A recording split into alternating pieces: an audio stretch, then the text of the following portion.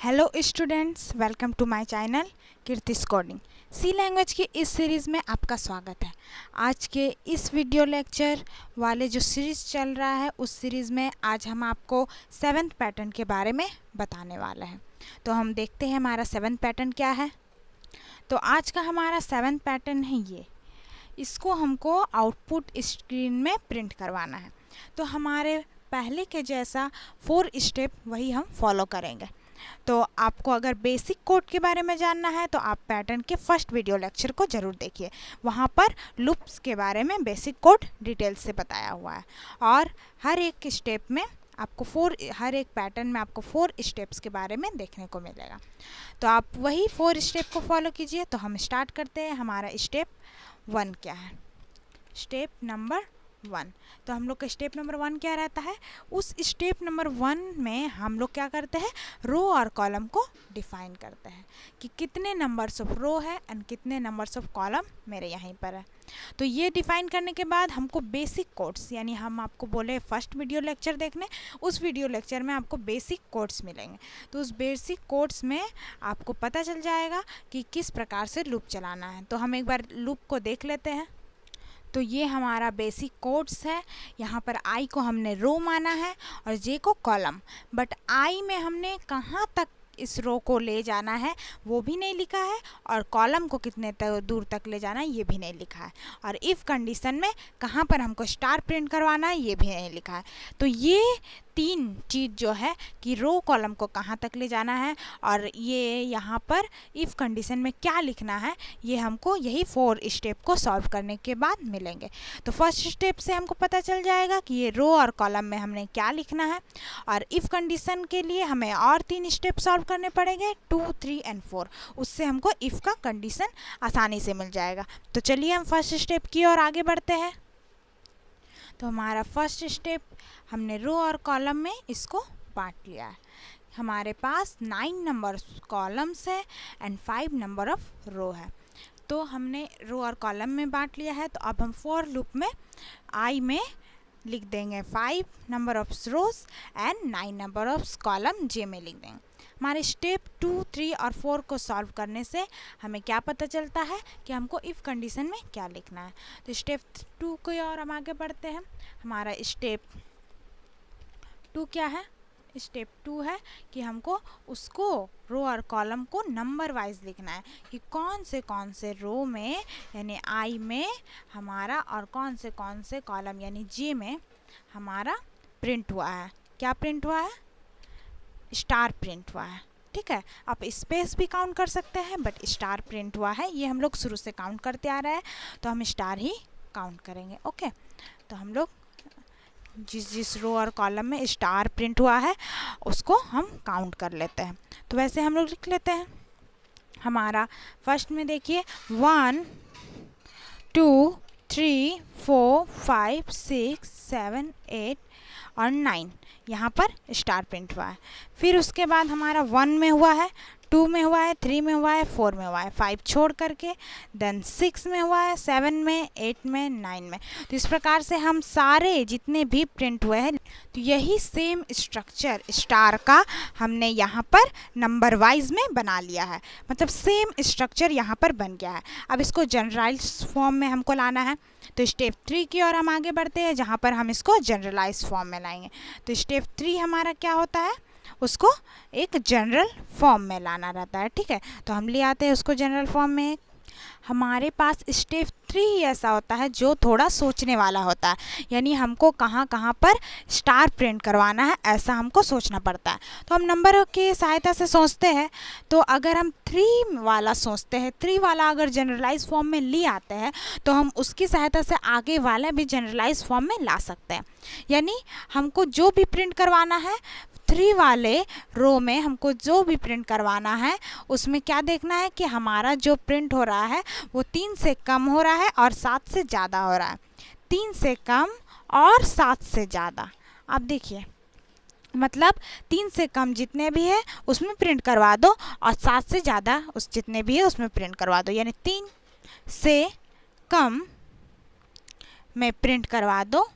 यहाँ क्या ऑपरेटर लगाएंगे ये आपको सोचना है। 3 से कम और 7 से ज़्यादा, जे ग्रेटर देन इक्वल टू 7।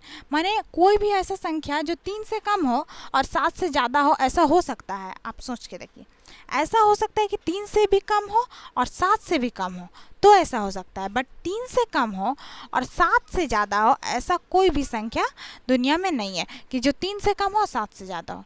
तो इसके लिए ये वाला कंडीशन प्रिंट कराने के लिए हमको क्या करना पड़ेगा, हमको यहाँ पर और ऑपरेटर का यूज़ करना पड़ेगा। यानी कि और ऑपरेटर का यूज़ करने से हमको पता चल जाएगा कि कौन मेरा जो है, जो 3 से कम है उसको भी प्रिंट करवा दो, ठीक है, और जो 7 से ज़्यादा है उसको भी प्रिंट करवा दो।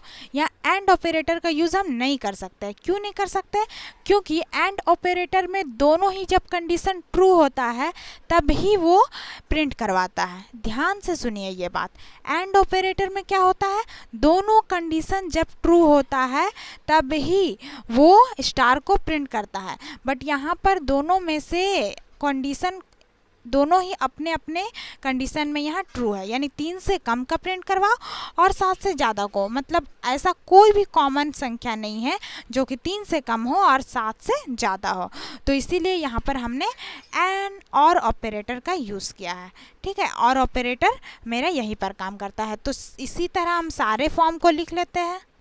तो स्टेप 3 में हमने सारा और ऑपरेटर का यूज़ करके लिख दिया। यानी कोई भी अगर कंडीशन, ये दोनों में से एक भी कंडीशन ट्रू हो तो स्टार को प्रिंट करवा दो।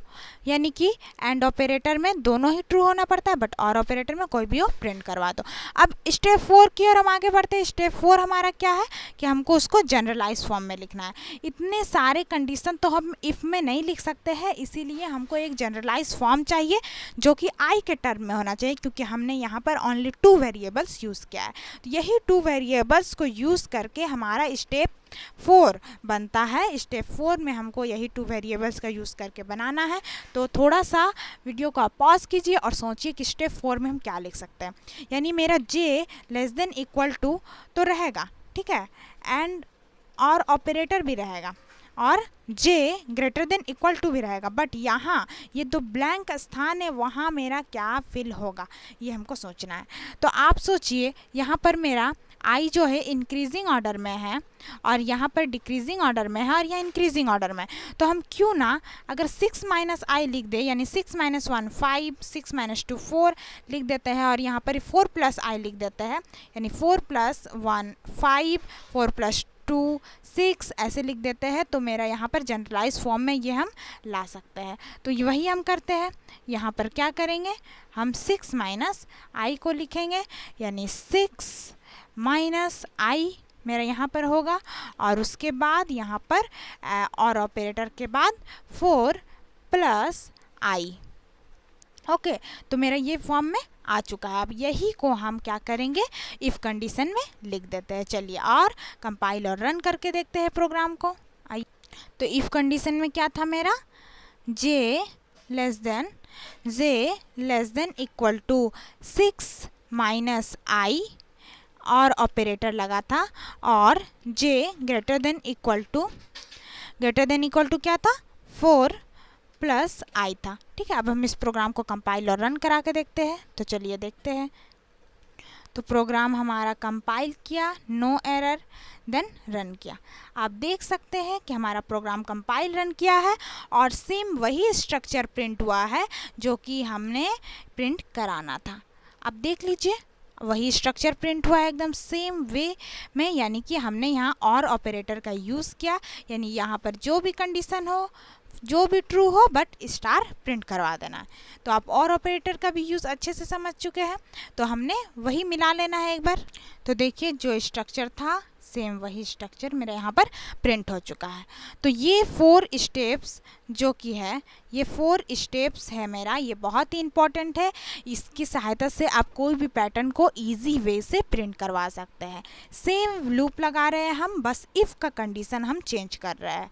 तो ये वे बहुत ही इजी है, जनरलाइज किया गया है, ठीक है। तो आप इसको स्टेप बाय स्टेप फॉलो कीजिए और आपको कोई भी प्रॉब्लम हो आप ज़रूर कमेंट कीजिए। तो आज का वीडियो लेक्चर मेरा यहीं पर समाप्त होता है।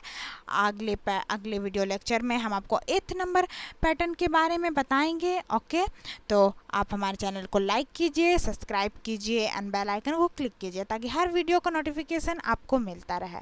आप शेयर कीजिए एंड कमेंट ज़रूर कीजिए। Thank you students for watching this video and like this pattern.